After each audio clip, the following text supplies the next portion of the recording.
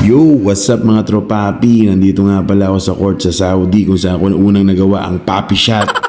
At habang nagmamasid-masid nga ako ay nakita ko itong mga bata na to na naglalaro. At ayan, nakigulo na rin ako dyan sa mga batang yan. Nakuha ni Bautista, nagpapatalbog, pinatalbog-talbog, tumuro-turo. Bautista ngayon. Oh, Bautista naghahanap ng mapapasaan. Bautista. Alright. Ayan na. Nakuha ni Joey Boy. Joey Boy nagmamadali. Joey Boy ngayon. Layup by Joey Boy. No good. Nakuha ni Bautista. Bautista ngayon. Ayan na. Pinasa ay Stephen Curry. Stephen Curry. Bautista.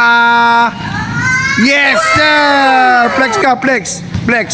Pag-flex ka. Ganun. Oh. Shoutout sa inyo mga bata ha. Shoutout sa inyo. Oh, shoutout sa iyo. Si J. Ilaw. Ano pangalan niya? Ian Watson at si akara ko Richie Rivero. Shoutout sa inyo ha. At ayan, hapon na naman.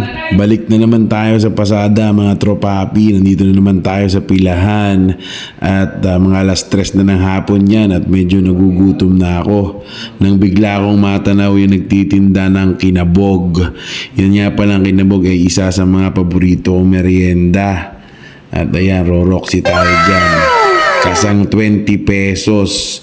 Sabi ko, tawaran ni ate ng nyog. Kasi masarap yung nyog eh. Ayan. Yan, quality yan. Shoutout sa iyo ate at kay kuya na nagtitinda ng kinabog. At siomay. At saka may siopaw din yata dyan. Basta masarap yan. At ayan, first bite si Dragona. Napakasarap. At tuwang-tuwa siya dyan. Paayaw-ayaw pa yan. Paayaw-ayaw pa pero gusto rin naman. At syempre, titira din tayo dyan. Hati na tayo dyan sa kasang 20 pesos na kinabog. Kayo, ano bang paboritong merienda nyo mga tropapi? Pa-comment down below naman kung kumakain din kayo niyan. Thanks for watching!